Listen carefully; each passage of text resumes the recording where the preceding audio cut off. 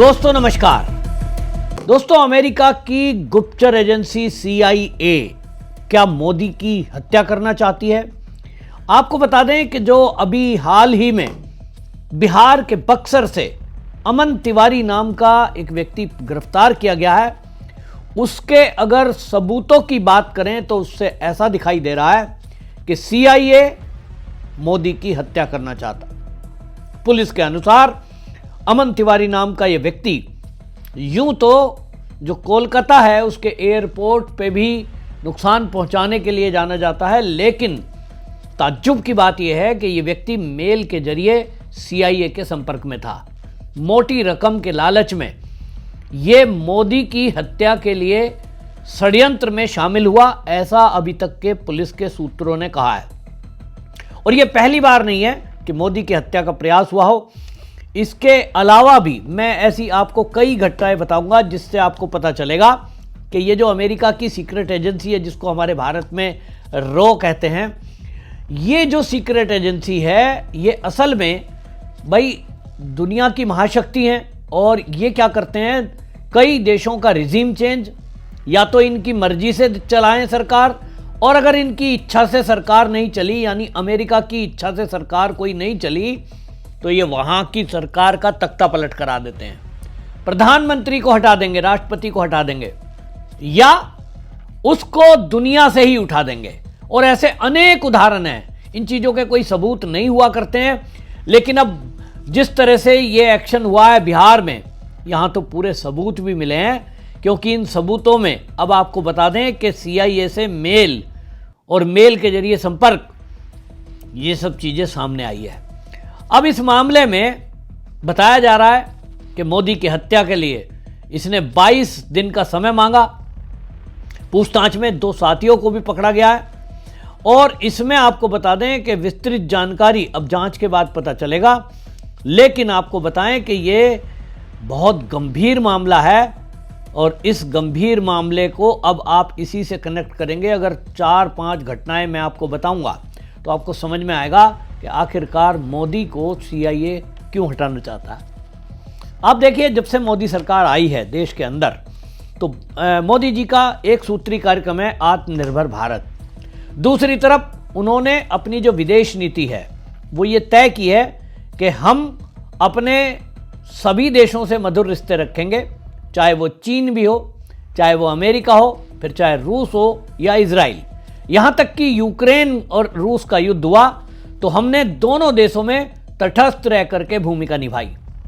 और इसी से ये जो अमेरिका है बौखलाया हुआ है। अमेरिका चाहता है कि मोदी उनके इशारे से चले। और इतना ही नहीं, जो भी सामान खरीदना है, रक्षा डील करनी है तो हमसे करो। अब आप सोचिए कि S-400 रक्षा प्रणाली, वो आप एक जो यूनिट है उसकी, वो जो रूस दे रहा है उससे महंगी दे रहे हैं। तो भारत ने तय किया कि हम तो वहां से लेंगे जहां से हमें अच्छी डील मिलेगी, और हमारा पुराना दोस्त है। ये जो डोनाल्ड ट्रंप है इसी से बौखलाया हुआ है कि हम जो है फ्रांस से राफेल ले रहे हैं, हमको कहीं समझ में आ रहा है तो हम उससे पनडुब्बी ले रहे हैं। अमेरिका से भी ऐसा नहीं है कि हम सामान नहीं खरीद रहे हैं, लेकिन इसको लगता है ट्रंप को कि हमारे कहने से सब चीजें चलनी चाहिए, वैसा हो नहीं रहा। और इसलिए अभी ये ऐसा इनिशियल स्टेज पर है, जांच के बाद पूरी चीजें खुलेंगी। लेकिन कुछ घटनाएं ऐसी हैं जिससे आशंका होती है कि कहीं ना कहीं मोदी को रास्ते से हटाने के लिए ऐसा तो नहीं कि इसके पीछे सब CIA एक षड्यंत्र रच रही हो। कुछ घटनाएं अगर मैं आपको बताऊं तो आप याद करिए, एक नाम है प्रशांत बोस। साल 2021 में रांची के अंदर इनको गिरफ्तार किया जाता है। ये माओवादी है। 3 अप्रैल 2026 में इसकी मौत हो गई जेल के अंदर। और ये जब पकड़ा गया तो ये प्रशांत बोस और इसकी पत्नी शीला मरांडी, दोनों ये नक्सली हैं, और ये माकपा माओवादी का सेकंड इन कमांडर है। 70 कांड इसके ऊपर दर्ज हैं, जिसमें कई हत्याओं का केस है। और यह व्यक्ति को जब पुलिस ने पूछताछ की तो पता चला कि मोदी की हत्या का प्लान कर रहे थे। इनकी प्लानिंग में था कि मोदी किसी रैली के अंदर जाएंगे, किसी सभा में जाएंगे, और मोदी जी देश के प्रधानमंत्री हैं, भले ही, लेकिन आप देखेंगे कि जब भी कभी कहीं चुनावी माहौल हो या कार्यक्रम हो, लोगों से मिलते हैं। और ऐसे में इनको लगा कि कहीं भी भीड़ में, रैली में, चुनावी सभा में इनकी हत्या कर दी जाए। वो तो यह है कि एजेंसियों को जानकारी मिली, इनकी गिरफ्तारी हुई और उसके बाद अब तो ये दुनिया से चले गए हैं। याद करिए, अभी कुछ ही दिन पहले की घटना मैं आपको याद दिलाता हूं। 5 जनवरी 2022 फिरोजपुर पंजाब, और याद करो कि पुल के ऊपर कमांडो खड़े थे एसपीजी के, मोदी की गाड़ी को घेरे हुए। मोदी जी वहां उद्घाटन करने के लिए गए थे और उद्घाटन में पहुंच नहीं पाए, सभा थी, सभा को संबोधित नहीं कर पाए, बीच में अपनी यात्रा को छोड़कर वापस आए। तो एयरपोर्ट पर जो अधिकारी पहुंचा, उन्होंने कहा था, चन्नी उस समय मुख्यमंत्री थे कांग्रेस के, उन्होंने कहा था अपने मुख्यमंत्री को कह देना जिंदा बचकर जा रहा हूं। और इस बयान को सोशल मीडिया पर डाला गया क्योंकि मोदी जी ये बताना चाहते थे कि तुम जो चाल चल रही की कोशिश कर रहे हो, मुझे उसका सब कुछ पता है। लेकिन जैसा मैंने कहा कि जो सीक्रेट एजेंसियां होती हैं, ये जो भी ऑपरेशन करती हैं, इसमें प्यादे सामने दिखाई देते हैं, मेन आदमी कौन पीछे ये कभी पता नहीं लगता और उनका कुछ बिगड़ता भी नहीं है। तो चरणजीत सिंह चन्नी सीएम है, उनका भी कोई रोल है कि नहीं, ये भी डायरेक्ट नहीं पता लगता है। ऊपर से देखने में लग रहा था कि किसान आंदोलन है और मोदी जी को किसानों ने ही रोक लिया उनके रास्ते में। ऊपर से देखने में तो ये लग रहा है। बहुत सारे लोगों को पता भी नहीं है कि वो घटना क्या है। तो आपको बता दूं कि पुल पर, ऐसी लोकेशन पर फिरोजपुर पंजाब में मोदी की गाड़ी को रोका गया जहां से मात्र 150 किलोमीटर दूर पंजाब का बॉर्डर है, पंजाब और पाकिस्तान का लगा हुआ बॉर्डर। तो ऐसी अनेक मिसाइल हैं जो आज तो 1000 किलोमीटर भी जा सकती हैं, लेकिन शॉर्ट रेंज मिसाइल और उसका निशाना सैटेलाइट से साध कर इनकी कोशिश थी कि मोदी पर हमला हो जाए। खालिस्तानी मूवमेंट चलाने वाले लोग रॉकेट लॉन्चर या किसी ऐसी मिसाइल के जरिए मोदी को मारना चाहते थे, लेकिन तुरंत इसमें एसपीजी एक्टिव हुई। और आपको यह भी बता दूं कि प्रधानमंत्री मोदी जब भी कभी कहीं देश में मूव करते हैं, उनके साथ उनके जाने के पहले उनका पूरा सुरक्षा जो घेरा है उसको पूरी तरह से पुख्ता किया जाता है। और इसमें आपको ये भी बता दूं कि सैटेलाइट तक से निगरानी की जाती है। बाकी सारी चीज़ें ग्राउंड क्लियरेंस की देखी जाती हैं, वो सारी चीज़ें डिटेल में बताने की नहीं है। लेकिन इतना आपको बता देता हूं कि वहां से मोदी जी जो बचकर निकले, उसके पीछे भी ये कहा जा रहा है, जैसा मैंने कहा इन चीज़ों के सबूत नहीं है, लेकिन खालिस्तानी मूवमेंट को चलाने वाला कौन है ये बताने की आवश्यकता नहीं है।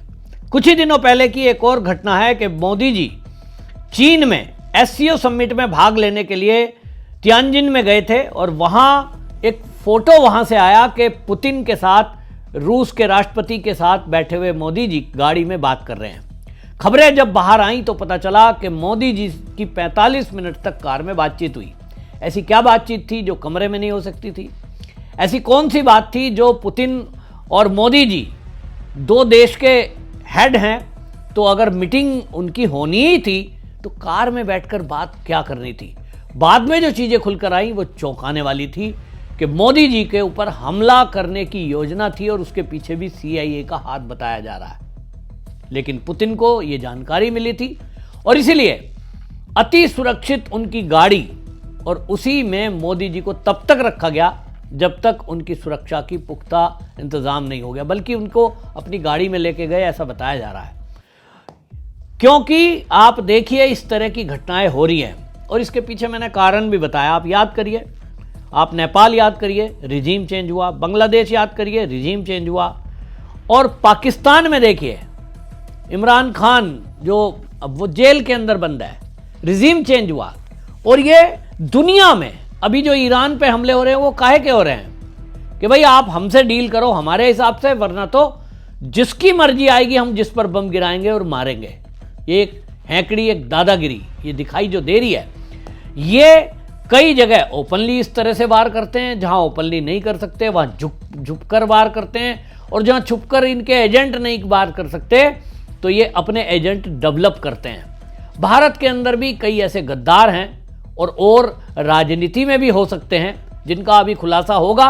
लेकिन आप कहेंगे कि ये जो बिहार में अमन तिवारी पकड़ा गया बक्सर में, इसकी गिरफ्तारी कैसे हो गई, पुलिस को कैसे पता? तो आपको बता दूं, अभी हाल ही में पिछले दिनों अमेरिका का एक खूंखार इसी तरह का जासूस और यूक्रेन के ऐसे 6 और जासूस गिरफ्तार किए एनआईए ने।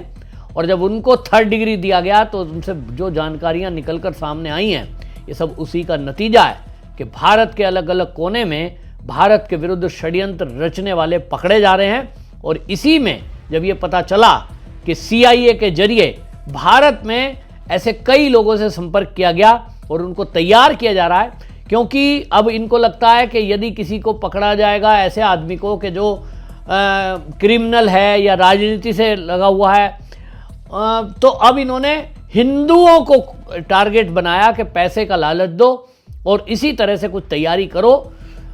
मणिपुर में ले जाने की जो बार बार जिद कांग्रेस और इनका पूरा इकोसिस्टम मोदी जी को कर रहा था, उसके बारे में भी खुलासा हुआ है कि मणिपुर में मोदी जी को ले जाने की जिद जो ये कांग्रेसी कर रहे थे कि मणिपुर में हिंसा हो रही है, मोदी जी कब जाएंगे, मोदी जी कब जाएंगे, ये जो चल रहा था ना, तो इसके पीछे भी बताया जा रहा है कि ये कांग्रेसी उकसा कर मोदी जी को मणिपुर भेजना चाहते थे। जबकि मणिपुर में ड्रोन से हमला करके मोदी जी के काफिले पर, जहां ये बात करेंगे, लोगों से मिलेंगे गाड़ी से उतरकर, वहीं पर ड्रोन से हमला कर दिया जाए, ऐसी चीजें खुलकर सामने आई हैं। और उसमें भी अमेरिका का हाथ सामने आया है, तो बहुत खतरनाक है। लेकिन सौभाग्य की बात यह है कि हमारे पास NSA के रूप में आज अजीत डोभाल जी हैं, जिनकी वजह से कोई भी अनहोनी होने के पहले हमारी एजेंसियों को इसकी जानकारी हो जाती है, फिर उस पर एक्शन हो जाता है। और इसी कड़ी में हमने देखा 3000 किलोग्राम अमोनियम नाइट्रेट से भरी हुई कार दिल्ली के लाल किला ब्लास्ट में, जो ये आरोपी पकड़ा गया था, डॉक्टर जो पकड़े गए, एक तो ब्लास्ट हो गया, बाकी जो पकड़े गए उनसे पता चला कि इतने बड़े पैमाने पर देश को दहलाने का षड्यंत्र था। इस तरह के षड्यंत्र रचे जा रहे हैं। ISI भी कौन है, पाकिस्तान कौन है, उसके पीछे भी इसी तरह से विदेशी शक्तियां हैं जो आतंकवादियों को पालती हैं, भारत के विरुद्ध षड्यंत्र करती हैं।